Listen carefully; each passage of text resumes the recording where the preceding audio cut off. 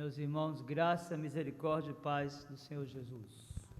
Nosso profundo desejo é que o Senhor, por sua graça e bondade, fale ao seu coração pela Escritura. E eu quero convidá-lo a abrir a palavra de Deus na primeira carta de Paulo aos Tessalonicenses, capítulo 5, verso do 12 ao 18.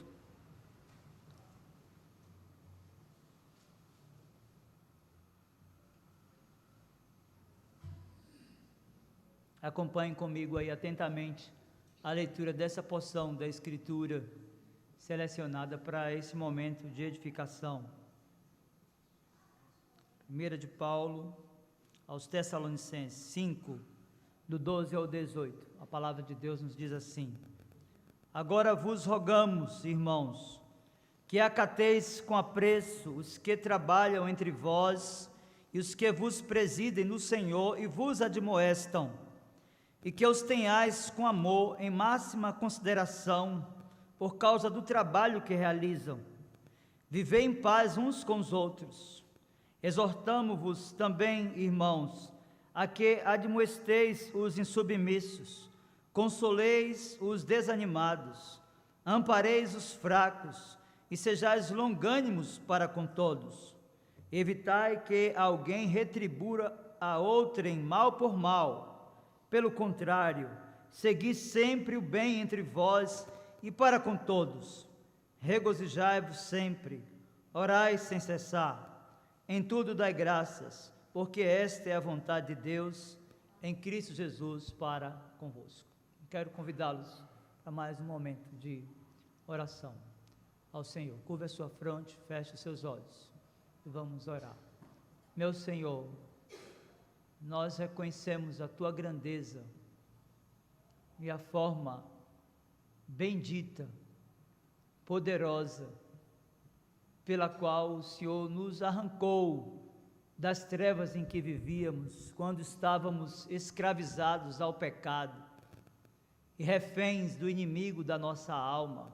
E foi assim, nessa condição vil, morto nos nossos delitos e pecados, que o Senhor nos transportou das trevas, do mundo vil e mau, sem esperança, sem alegria, sem contentamento, e nos transportou para o reino bendito da Tua maravilhosa luz, onde vivemos e estamos, e nos regozijamos, porque, não obstante a nós mesmos, pecadores, que nada merecemos de Ti, o Senhor tem permanecido fiel a cada um de nós. E mesmo quando somos infiéis a Ti, o Senhor permanece fiel a cada um de nós. É por isso que estamos aqui e ainda de pé, meu Senhor, porque o Senhor não nos trata como merecemos, mas por Tua graça, que é o favor que não merecemos de Ti. Nós queremos, meu Senhor, ouvir a Tua voz e reconhecemos que o Senhor fala pela Escritura, e tão somente por ela, que para nós é a nossa única regra infalível de fé e de prática. Por isso, Senhor, como o lavrador seleciona a semente e prepara meticulosamente a terra para o seu plantio, assim também, meu Senhor, dispõe o nosso coração nessa noite, para que a semente santa que será lançada produza os frutos estabelecidos por Ti mesmo na eternidade, para que Cristo, nosso Redentor, o supremo pastor da nossa alma, o nosso amado Redentor, seja exaltado e glorificado no aperfeiçoamento do nosso caráter. Que a Tua palavra também, meu Senhor, encontre guarida no coração daqueles que ouvirão a mensagem da graça nessa noite, sem uma aliança contigo. Nós sabemos, meu Senhor, que a obra da salvação é do início até o fim uma obra monergística. É o Senhor que opera em nós tanto querer quanto realizar.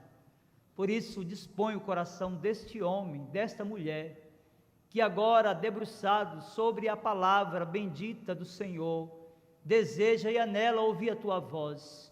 Que o Senhor lhes conceda o arrependimento de pecados, para que corram e abracem o sacrifício de Jesus como suficiente para a salvação. que em tudo Ele, o nosso Redentor Supremo, nosso amado Senhor, seja exaltado e glorificado, pois no nome dEle, no nome de Jesus, nós oramos. Amém.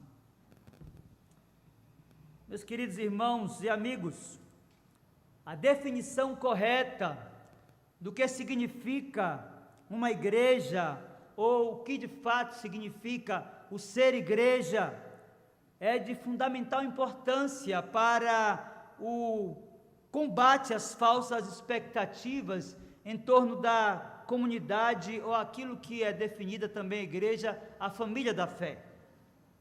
A palavra igreja, ela pode significar o corpo inteiro, ou crentes de todas as nações e período. A palavra igreja pode ter relação com uma província, ou até mesmo com um lugar. Ou quando o termo é utilizado no plural, pode se referir a várias igrejas individuais de uma região, como nós temos aqui várias igrejas na microrregião norte do estado da Bahia. Na teologia sistemática, meus irmãos e amigos, a igreja é definida como militante, ou seja, ela está num campo de batalha.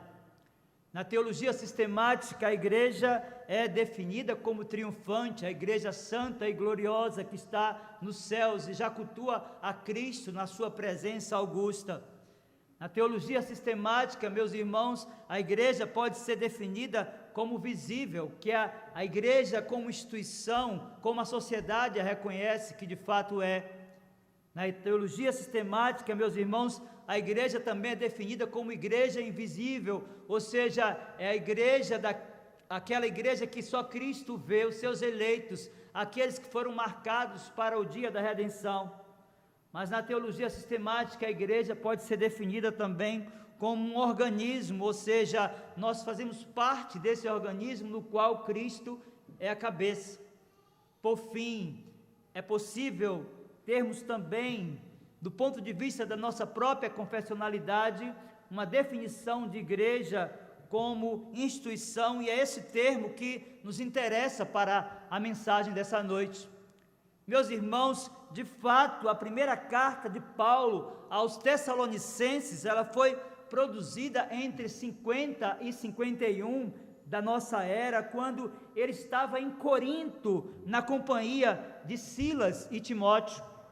Nós olhamos para esta carta e vamos perceber que dentre alguns temas encontrados nesta pequena literatura, destacam-se, por exemplo, a volta de Cristo, o que é definido por Paulo como o dia do Senhor. Ele trata também acerca da apostasia, do período que precederá a parousia, ou seja, a vinda de Cristo, que será precedida da aparição do iníquo ou do homem da iniquidade. Mas ele trata também acerca da doutrina da divindade de Cristo, que é ensinada de forma exaustiva em suas cartas produzidas a várias igrejas. Meus queridos, no capítulo 5, verso do 12 até o 18, o texto que é objeto desta exposição, o apóstolo Paulo trata do comportamento dos crentes em relação à liderança da igreja.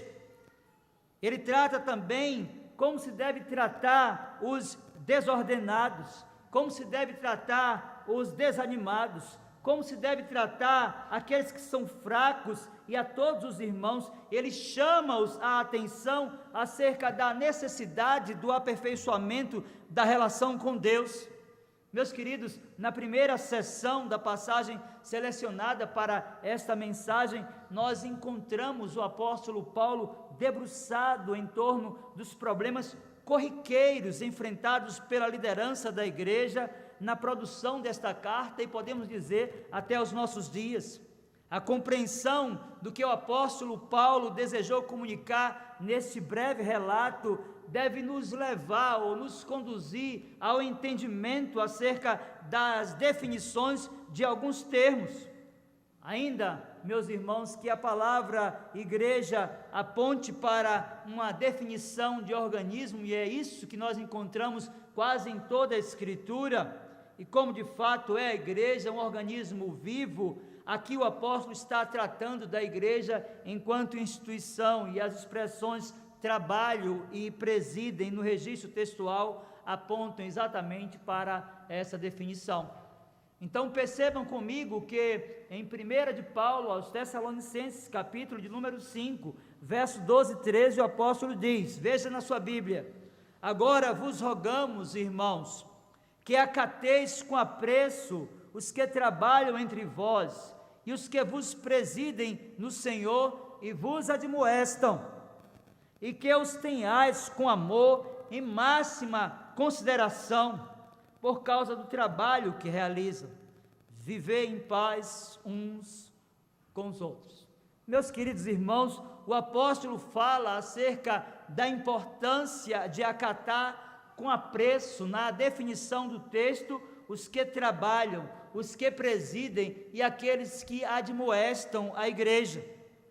Meus queridos, o que temos nesta afirmação aqui não são 3 grupos de pessoas, mas a clara indicação do apóstolo de um só grupo, fragmentado em 2 funções, que exibe 2 áreas de atuação na igreja do nosso Senhor Jesus Cristo.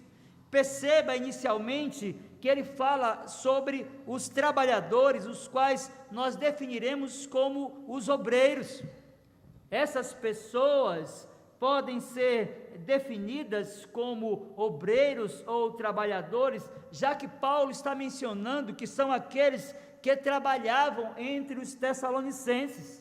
Aqui, meus queridos irmãos, nós encontramos pessoas cujo interesse pela causa de Cristo, cujo interesse pela igreja do Senhor Jesus Cristo é manifestado pelo amor aos irmãos e se manifesta também através de um trabalho que é definido pelo apóstolo Paulo, que exige força física, labor de forma extrema.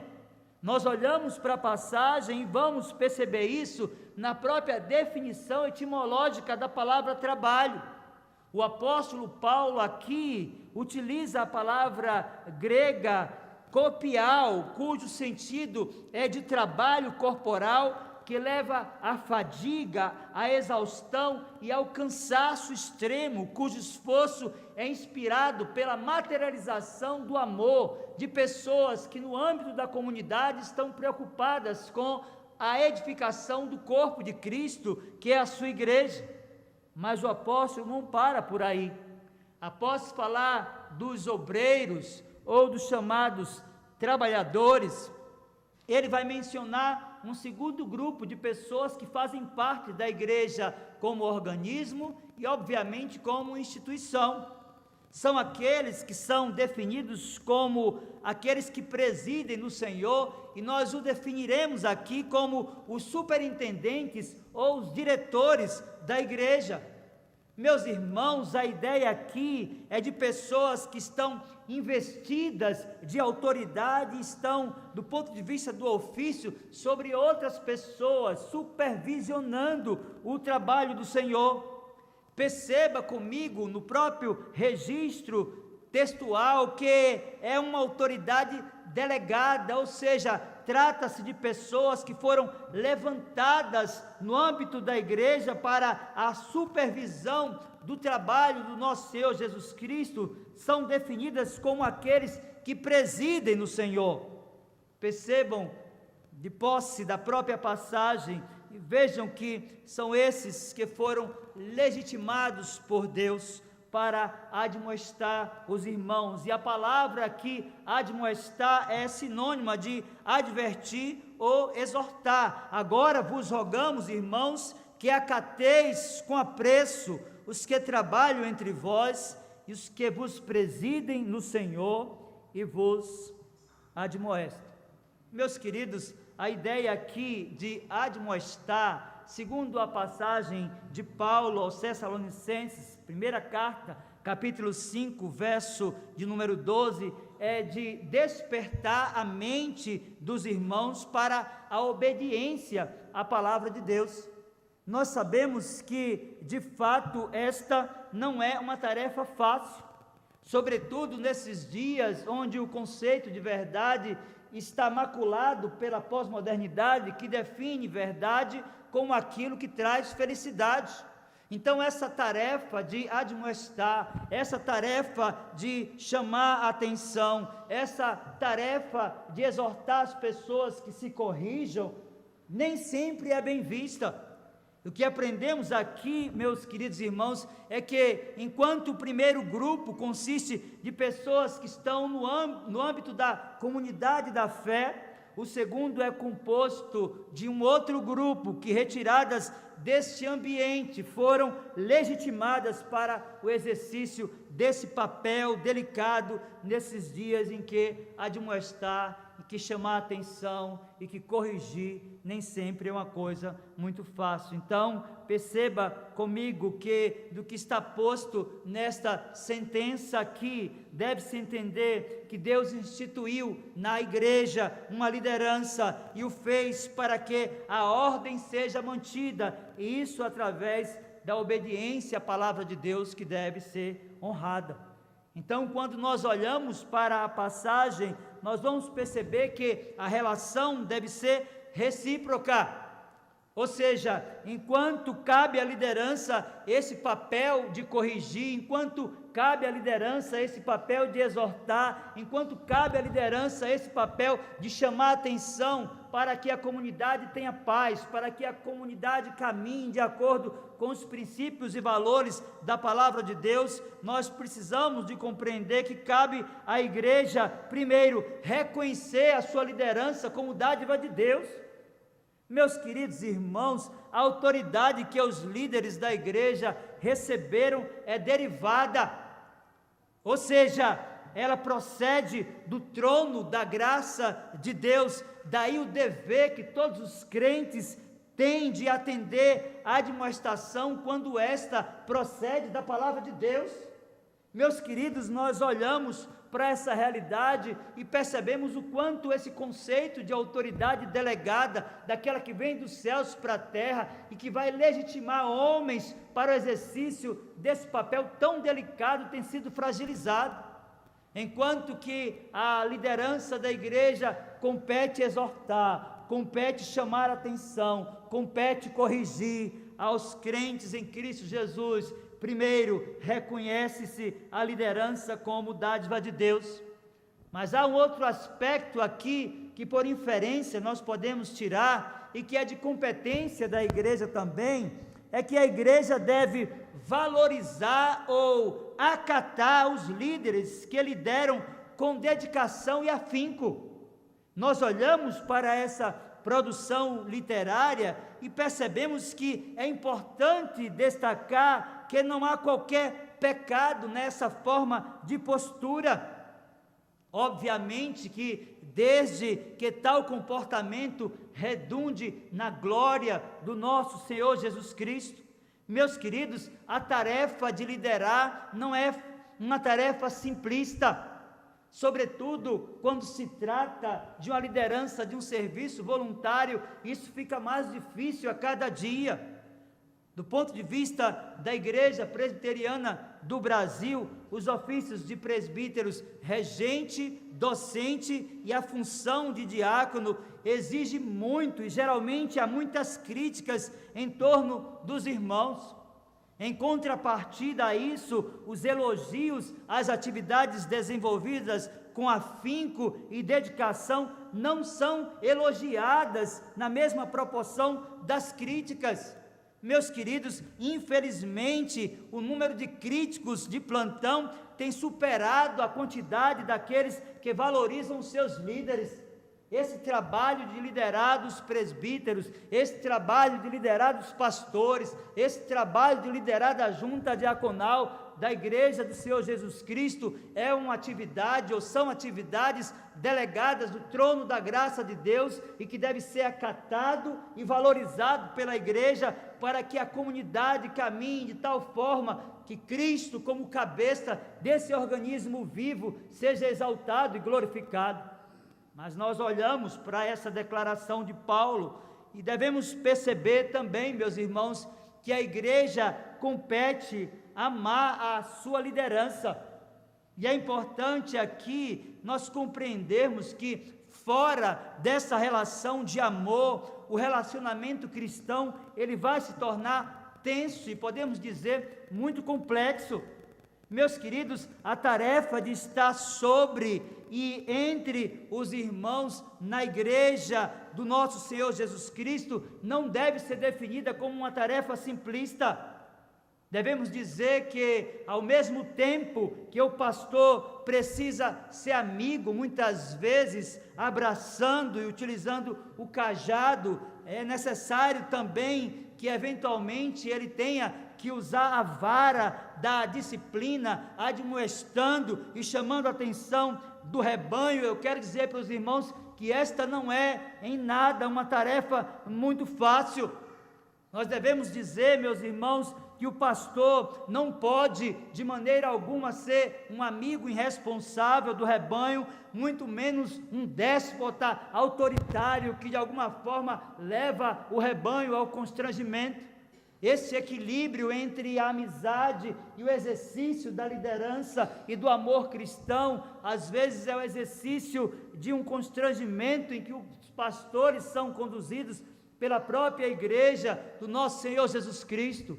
Ou seja, enquanto compete à liderança este ato de chamar a atenção, de corrigir e de abençoar com a palavra, a igreja cabe também, meus queridos irmãos, e compete obedecer à sua liderança. E devemos dizer, meus irmãos, que quando os pastores piedosos que ensinam fielmente as santas escrituras chamam o rebanho à ordem, eles devem ser obedecidos. Devemos pensar que eles exercem uma autoridade delegada, estão legitimados pelo trono da graça de Deus que os credenciou para isto.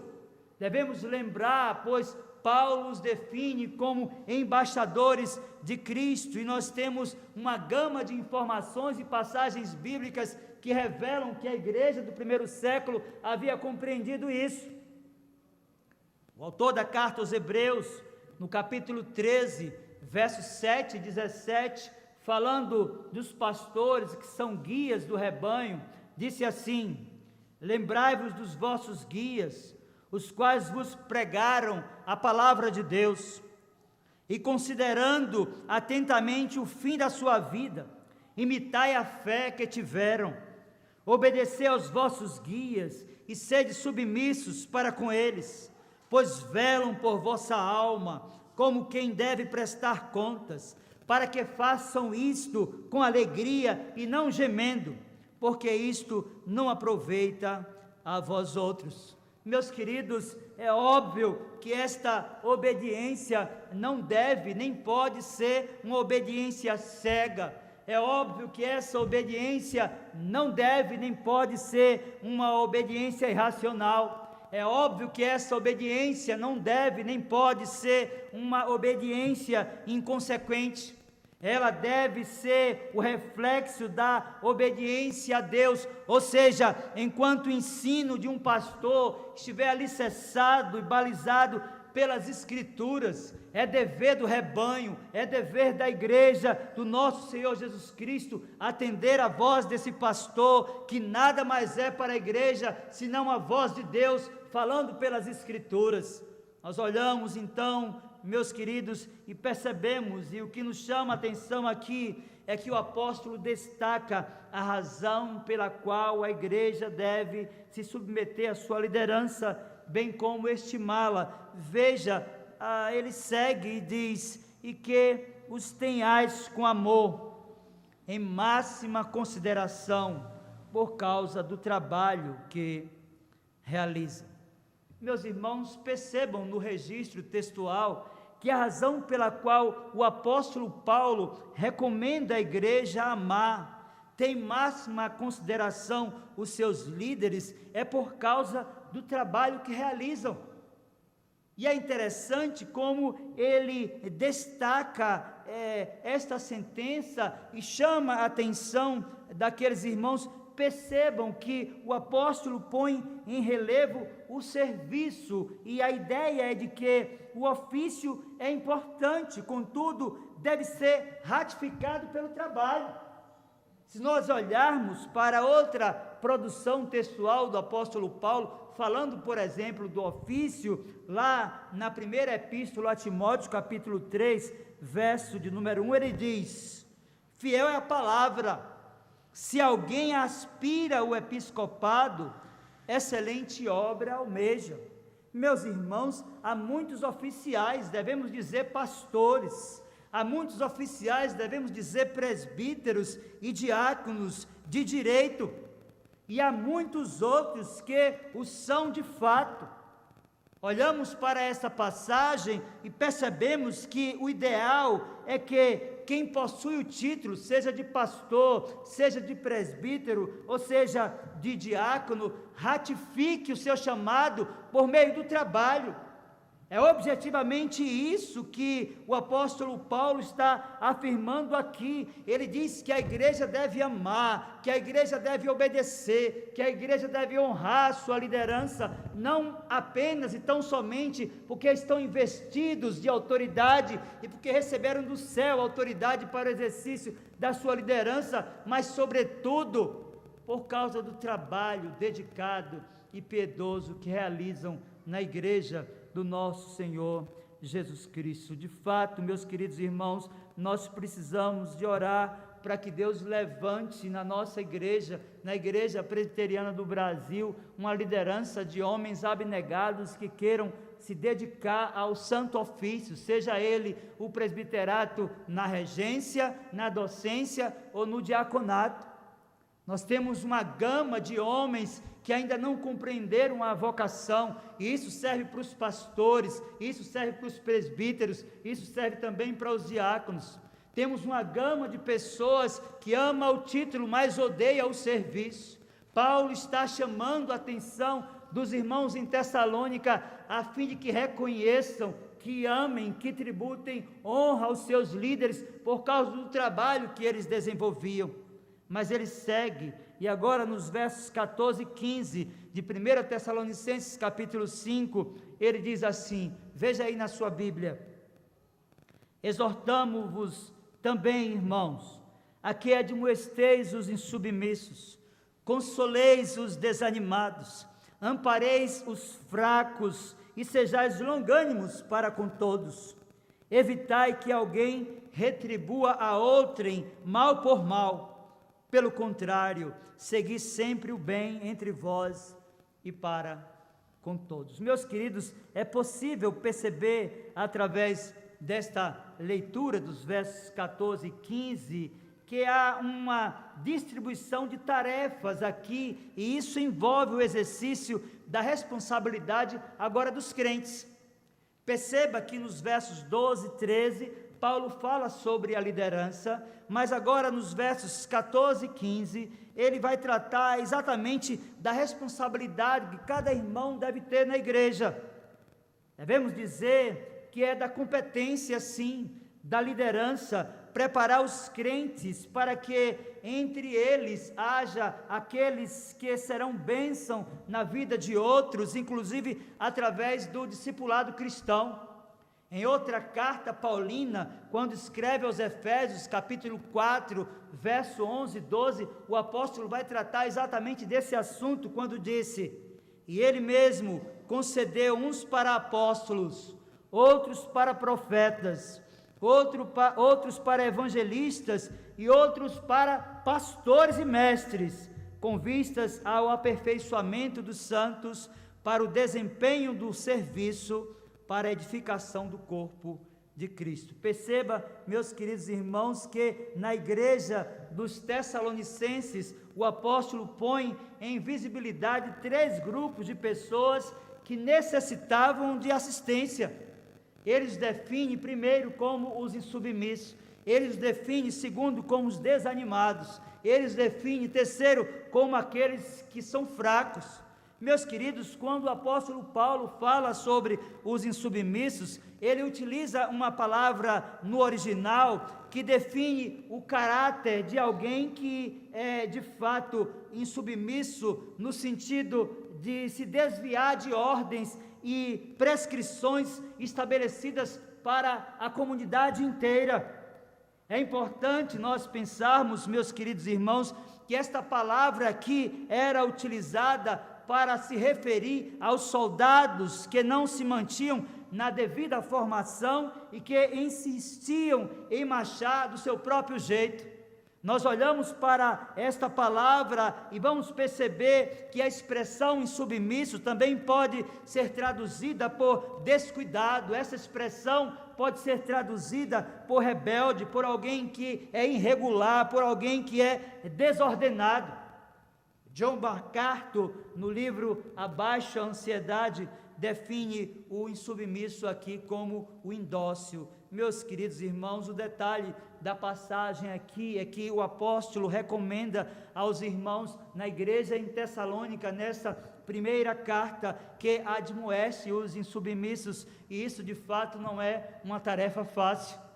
Nós sabemos das dificuldades, nós sabemos dos entraves, das pessoas que têm um padrão de conduta, às vezes produto de uma herança familiar ou cultural, que não querem baixar serviço, que não querem se submeter à sua liderança. Isso começa muitas vezes com o filho em casa, que não sabe honrar e respeitar os seus pais. A ideia aqui de admoestar expressa uma atitude que deve ser realizada com amor, ou seja, a liderança, seja em casa ou na igreja, deve chamar a atenção, levando em consideração o princípio do amor cristão. E nós sabemos, meus queridos, por padrões e jargões da nossa própria cultura e da nossa sociedade, que quando nós de fato amamos, nós buscamos corrigir aquelas pessoas que estão ao nosso redor. Então Paulo primeiro fala daqueles que são definidos por ele mesmo como os insubmissos, mas há um segundo grupo de irmãos na igreja em Tessalônica. Veja aí na sua Bíblia, verso 14 de 1 Tessalonicenses capítulo 5, porque Paulo vai falar sobre os desanimados. E é interessante porque a palavra desanimado aqui indica o comportamento de alguém que é fraco espiritualmente. A palavra desanimado aqui indica o comportamento de alguém que é acovardado, que é desalentado.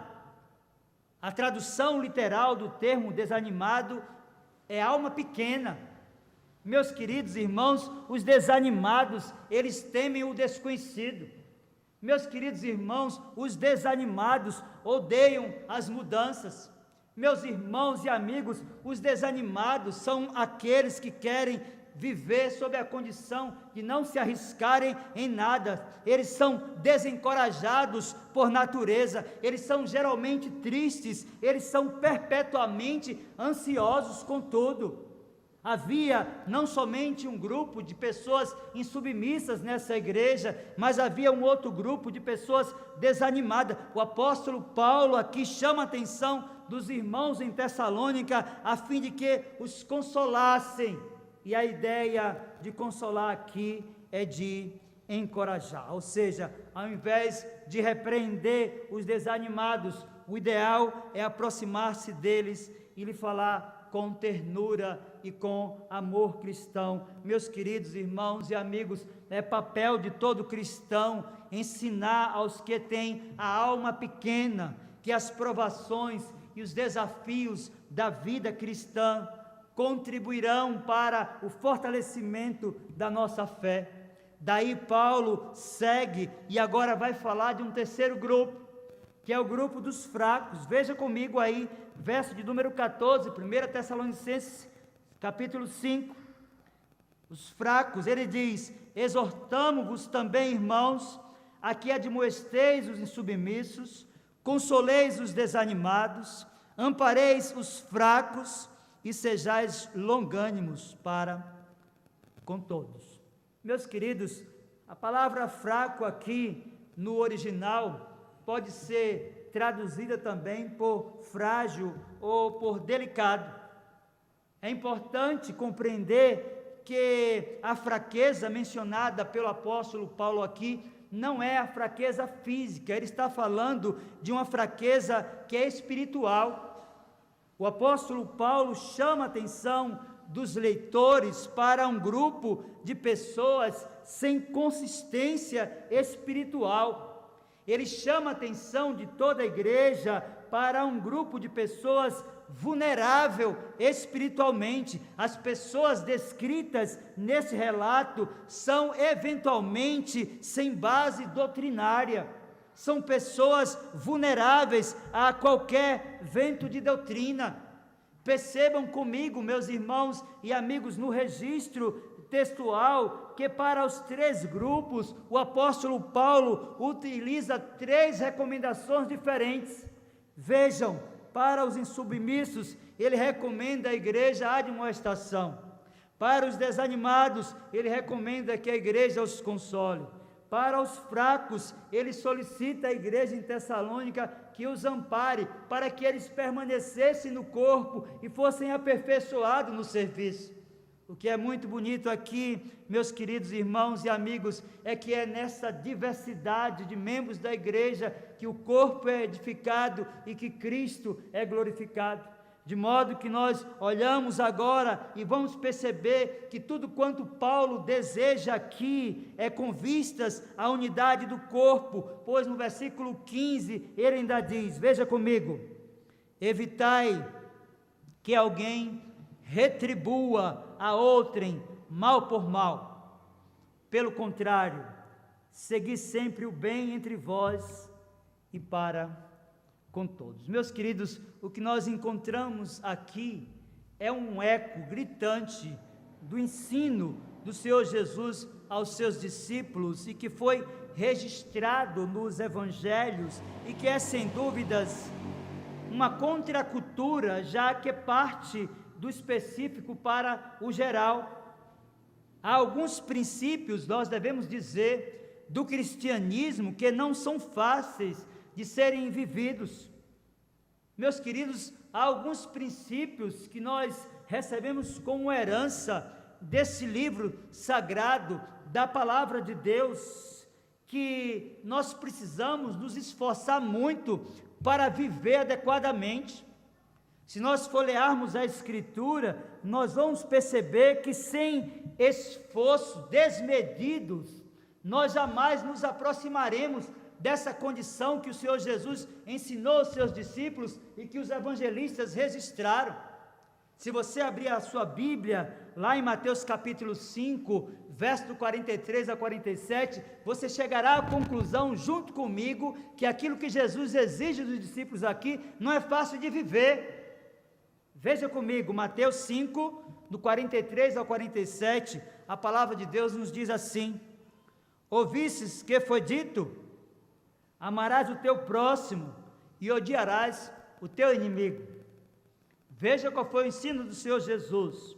Eu, porém, vos digo, amai os vossos inimigos e orai pelos que vos perseguem, para que vos torneis filhos do vosso Pai Celeste, porque Ele faz nascer o seu sol sobre maus e bons, e vi chuvas sobre justos e injustos.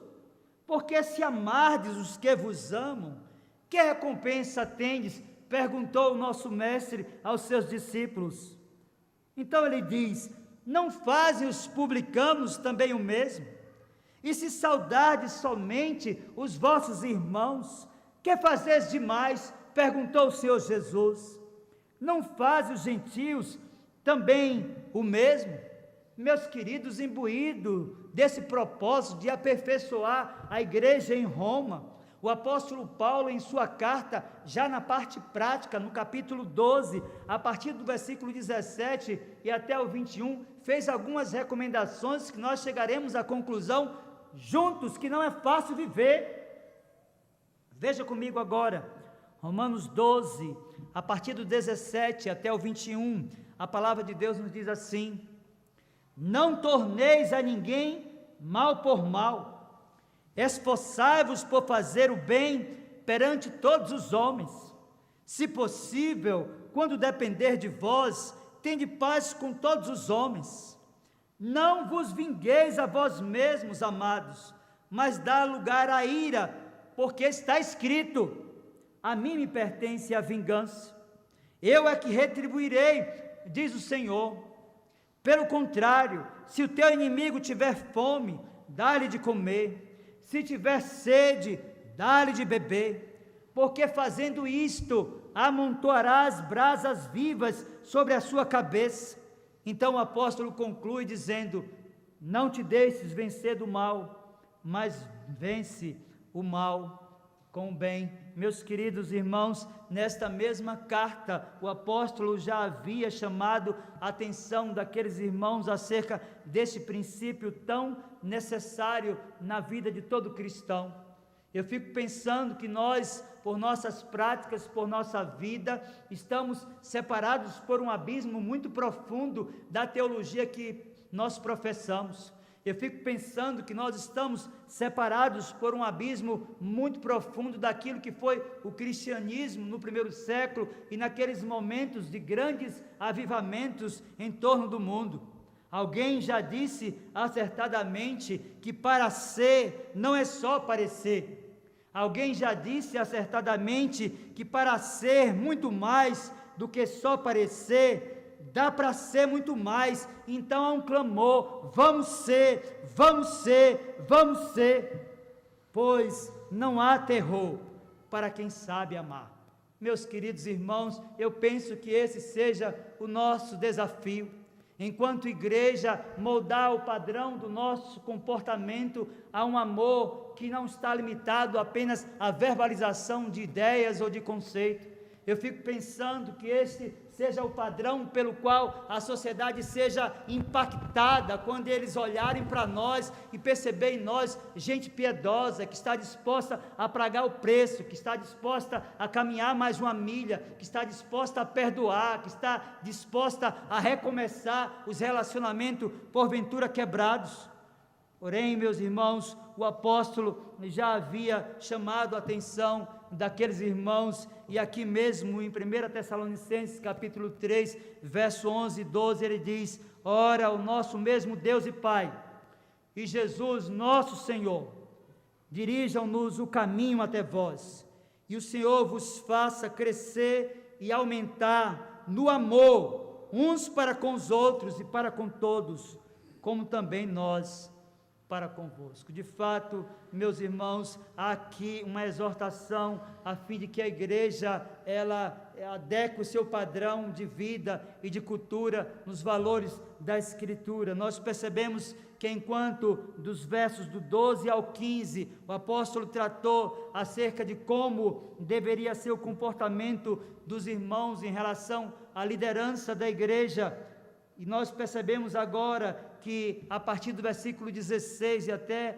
o versículo 18, finalizando a exposição da passagem, ele vai tratar de como a igreja deveria ter amparado a sua relação para com o próprio Deus. E para tanto, então, ele encerra com 3 recomendações que, se vividas, fariam para eles e fará para cada um de nós toda a diferença no exercício do testemunho cristão. Veja 1 Tessalonicenses 5, a partir do 16 e até o 18, a palavra de Deus nos diz assim: regozijai-vos sempre, orai sem cessar, em tudo dai graças, porque esta é a vontade de Deus em Cristo Jesus para convosco. O que me chama a atenção aqui, nessas 3 recomendações do apóstolo à igreja em Tessalônica, é o quanto elas são necessárias também para nós, enquanto igreja odierna. Primeiro, ele diz para os irmãos: sejam sempre alegres. Vejam, regozijai-vos sempre. Meus queridos, de fato, as circunstâncias da vida, potencializadas pela perseguição aos crentes, sobretudo lá no primeiro século, poderiam retirar-lhes a alegria do coração.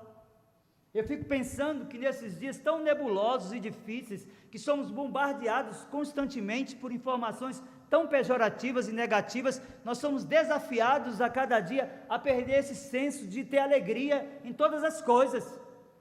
O apóstolo Paulo recomenda àqueles irmãos que eles tivessem intensa alegria sempre, ainda que diante das aflições, ainda que diante das dificuldades.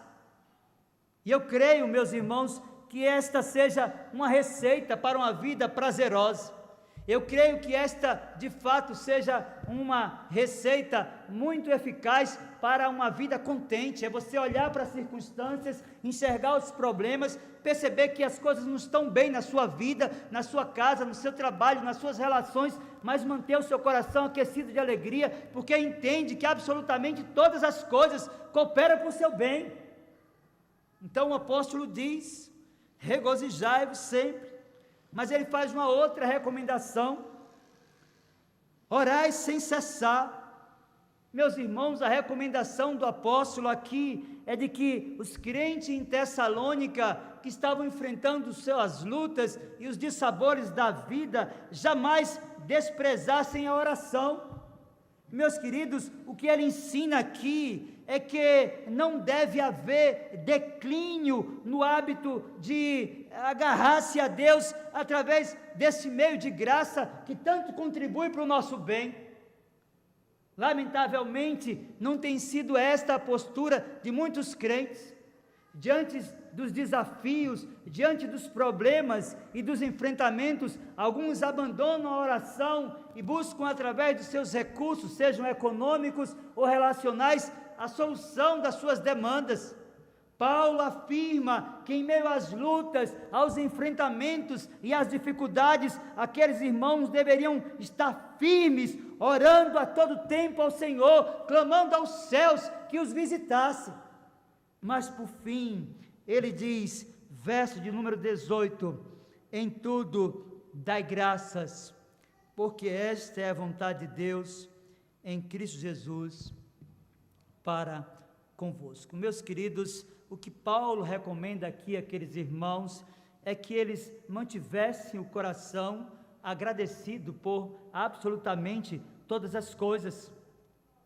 Na compreensão do apóstolo, uma vez que todas as coisas têm da parte de Deus um propósito, uma vez que todas as coisas elas vão contribuir para o bem daqueles que efetivamente foram chamados segundo o propósito de Deus e de fato amam ao nosso Senhor Jesus Cristo, eles deveriam ser gratos mesmo quando estavam no momento de dor, eles deveriam ser gratos mesmo quando estavam enfrentando lutos, eles deveriam ser gratos mesmo quando as aflições da vida, aquilo que podia lhe tirar a paz, pudesse assaltar a sua vida e a sua casa.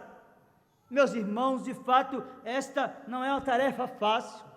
Se você não tiver muito firme uma cosmovisão cristã, que lhe dê a estrutura de você enxergar que há uma sala de comando nos céus, e de que há um Deus que está assentado em um alto e sublime trono, e tudo dispõe para o nosso bem, tudo dispõe para a sua própria glória, você jamais entenderá o que é que Paulo quer com isso aqui. Não é fácil, em muitos momentos da nossa vida, agradecer a perda, não é fácil, em muitos momentos da nossa vida, agradecer o luto, não é fácil, em muitos momentos da nossa vida, agradecer pela enfermidade, seja ela do corpo ou da alma, mas a recomendação da Bíblia é essa: em tudo dai graças, pois esta é a vontade de Deus em Cristo Jesus para convosco. Meus irmãos, ainda que seja em decorrência de tribulação, ainda que seja em decorrência de fome, de perigo, de espada, de nudez, mesmo diante de tudo isso, os crentes são instigados a orar. Mesmo diante de tudo isso, os crentes são instigados a compreender que em meio às provas mais absurdas, eles são definidos no trono da graça de Deus, na sala de comando, como mais que vencedores por meio daquele que os amou. Meus irmãos, nós iniciamos a exposição desta passagem da Escritura definindo o termo igreja ou o que é efetivamente o ser igreja. E eu quero concluir a mensagem chamando a sua atenção para alguns ensinos que nós ainda podemos retirar dessa passagem. E o primeiro ensino que nós podemos retirar de 1 Tessalonicenses capítulo 5, verso do 12 até o 18 é que ainda que os ofícios sejam importantes e necessários para a igreja, quer o presbítero regente ou docente, ou mesmo o diácono, os verdadeiros líderes da igreja, eles serão reconhecidos através da piedade e do trabalho, e é necessário então, de posse do ofício, seja o presbítero regente, ou o docente, ou o diácono, ratificar o chamado através do trabalho.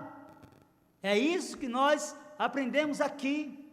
Mas em segundo lugar, meus queridos irmãos, nós precisamos de saber e ter consciência que a igreja do nosso Senhor Jesus Cristo, ela não é perfeita. Se você está em busca, por exemplo, de uma instituição perfeita, eu quero dizer para você, procure outra. A igreja militante não atenderá em absolutamente nada às suas expectativas e você corre o sério risco de se decepcionar aqui. É importante, meus queridos irmãos, compreendermos, e alguém já disse acertadamente, que a igreja é a única organização social no mundo, no qual o candidato que queira ingressar deve ser desqualificado. É importante, meus irmãos, pensarmos, à luz dessa passagem e da nossa própria vivência eclesial, que a igreja está de fato cheia de problemas. Nós olhamos para o texto da Escritura e percebemos que lá haviam pessoas insubmissas. Nós olhamos para o texto da Escritura e percebemos que lá haviam pessoas desanimadas, fracas, havia pessoas impacientes, mas todas elas pecadoras, salvas pela graça de Deus. Meus queridos, não há nenhuma diferença entre a igreja de Tessalônica no primeiro século e a igreja protestante do século 21. São pecadores, imperfeitos, cheios de mazelas, e é nessa diversidade que Cristo vai glorificando o seu nome pelo aperfeiçoamento do meu e do seu caráter. É importante então, meus queridos, pensarmos também que o caminho para a cura dos desafetos relacionais na família ou na igreja é de fato evitar a contenda. Se eventualmente ela ocorrer, então a recomendação é recuar, nós podemos dizer baixar as armas e perdoar, compreendendo que Paulo recomendou àqueles irmãos: nós precisamos de combater o mal, não com o mal, mas com o bem.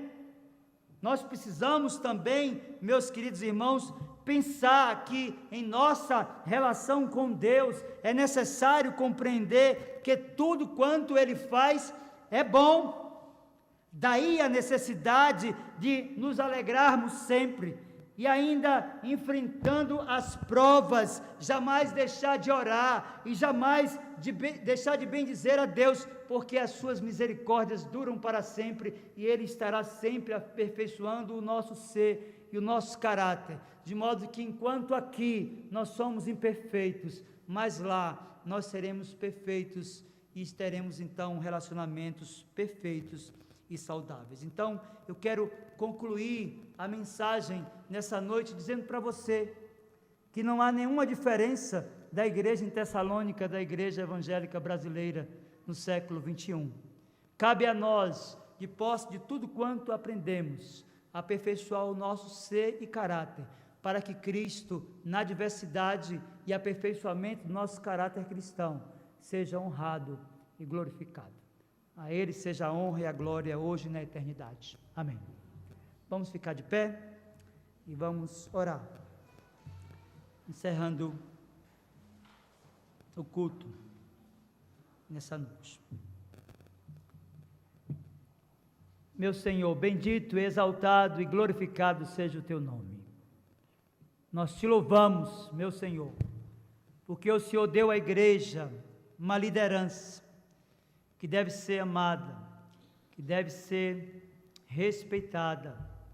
E nós reconhecemos, Senhor, as nossas limitações enquanto líderes, mas reconhecemos também o quanto temos buscado o aperfeiçoamento do serviço para que Cristo seja honrado e glorificado em nossa vida. Nós te pedimos, meu Senhor, pelos pastores da Igreja Presbiteriana, pelos presbíteros da Igreja Presbiteriana do Brasil, pelos diáconos da Igreja Presbiteriana, e pedimos também, meu Senhor, que abençoe a Igreja, a fim de que reconheçam o trabalho desses irmãos queridos, que têm devotado e dedicado a vida para o serviço santo. Bendizemos a Ti, meu Senhor, porque não obstante aos insubmissos, aos desanimados, aqueles que produzem dificuldades nas relações, todos nós estamos sendo aperfeiçoados segundo o caráter do nosso Senhor Jesus Cristo. Então nós te pedimos, meu Senhor, que nesta diversidade o Senhor levante pessoas que tenham uma disposição de exortar, que nesta dificuldade que temos vivido nesses dias, o Senhor levante pessoas que estejam dispostas a amar, a perdoar e a recomeçar, para que no corpo de Cristo, que é a sua igreja gloriosa, o mundo perceba no ajuste das nossas relações que de fato nós somos um e queremos viver para a tua glória mesmo. Por isso, meu Senhor, nós te pedimos também que ajude-nos não nos deixando esmurecer na oração, que ajude-nos não nos deixando esmurecer no contentamento na tua presença, que ajude-nos não nos deixando esmurecer, te agradecendo por todas as coisas, porque o Senhor é bom e tem cuidado de nós. Que a tua palavra, meu Senhor, encontre guarida nos corações e que o Senhor seja honrado e glorificado em nossa vida. Em nome de Jesus. Amém.